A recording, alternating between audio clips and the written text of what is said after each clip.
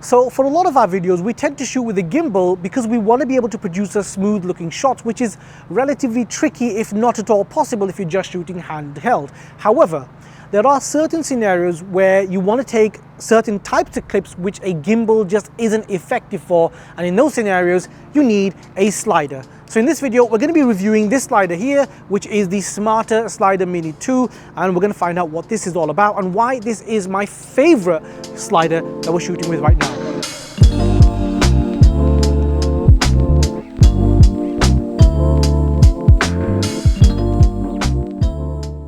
Okay, so let's quickly run through the design and specifications of this slider. First of all, it is freaking tiny. Like, this is it. This is how big it is. It doesn't extend outwards. This is the whole thing.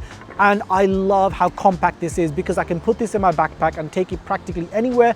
It's my favorite slider because of how compact and small it is. It's lightweight. It's easy to set up because doesn't have any like tripod legs or anything to that extent. You can literally put this anywhere, which is a relatively flat surface, and start shooting with it, and I love that about it. In terms of buttons, it's got one button. That's it. It's got one button over here, which is the on and off button, and it doesn't have any like screens or anything like that, so you don't really have any options or any settings on the actual slider. And then you've got your USB-C port, which is on this side, and then you've got a little port over here if you want to connect your camera to it, if you want to do some time lapses. That's literally it. And this thing that I've put on top, this is not part of the actual slider. The slider, you know, the head is actually quite small. I've just put this on so that I don't need to use a tripod head. But I love the design and the way that this has been built, purely because of how compact it is. Previously, I used to shoot with a Rhino slider, and don't get me wrong, the Rhino slider is amazing, but it was huge. And even though we had a flywheel, so you got this like really nice, smooth looking, beautiful footage, that size just made it quite prohibitive in terms of taking it out places and shooting with it. So this, in terms of just design and the way that it's built, absolutely love it. And now we're going to look at the kind of footage that you could take with it, because although it's not that big, it does have a decent amount of travel to be able to produce some good looking footage.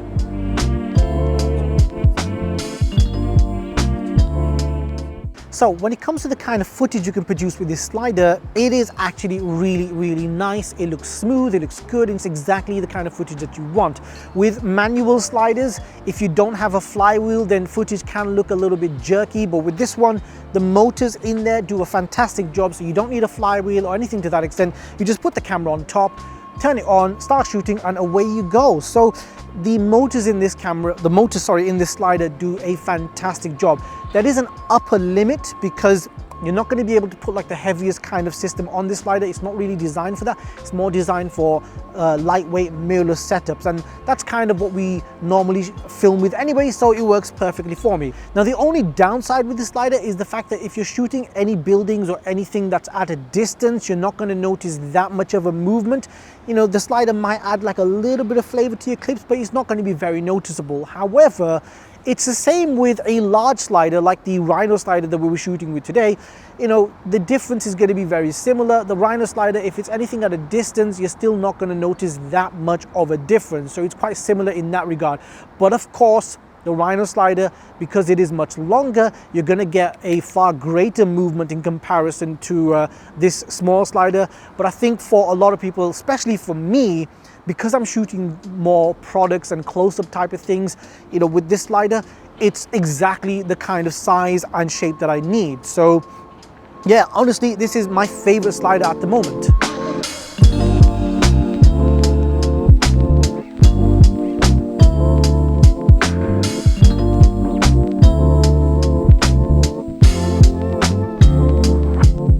When it comes to setting things up, it's really straightforward and simple. All you do is press the only button that's on the slider to switch it on, go into the Smartta Go app on your smartphone, and as long as you've got Bluetooth enabled, it should connect automatically, and then away you go. You've got access to all the slider controls. You can change the speed at which the slider moves, and you've got the left and right buttons to select the direction.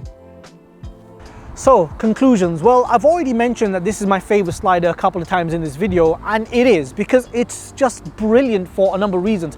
It's tiny, I can take it practically anywhere. I don't need to have like a huge heavy tripod or, you know, heavy tripod heads on this just to make it work like I do with the Rhino slider, and it's just far more effective overall.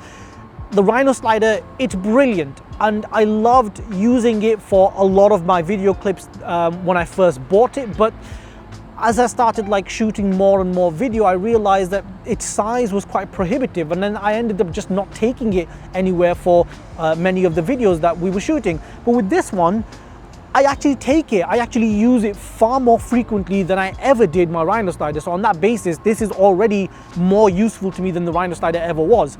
The only few downsides that I have, or the only few downsides that I think this slider has, is the fact that when you're shooting at 100% speed, it's not that fast. Like, it's pretty slow even at 100%. So I think the motors could do with like an upgrade. Maybe some stronger motors would be more effective. Second thing is, obviously, if you're shooting anything at a distance, then, you know, you're not going to see that great of a movement. And finally, in terms of like the design and the construction, I would have preferred if there were like certain you know, better indicators, maybe like an OLED screen or something on there, just so that you could quickly go through some of the settings instead of having to constantly use the app. I mean, don't get me wrong, the app is great and it works really well on both an Android and on iOS devices, because I've been testing it on my Huawei and my iPhone. Works perfectly fine, but I would have preferred if you just had like a few settings on the slider just to be able to run through if you want to do some quick movements on the go. But other than that, this is fantastic. I really enjoy shooting with it, and yeah, I highly recommend it, especially considering how inexpensive this is, considering how much I paid for my Rhino slider a few years ago. But anyway, just want to say thank you so much for watching that video. If you like this video, hit the like button, please subscribe, share this video, and I hope to see you all in the next one. Thank you.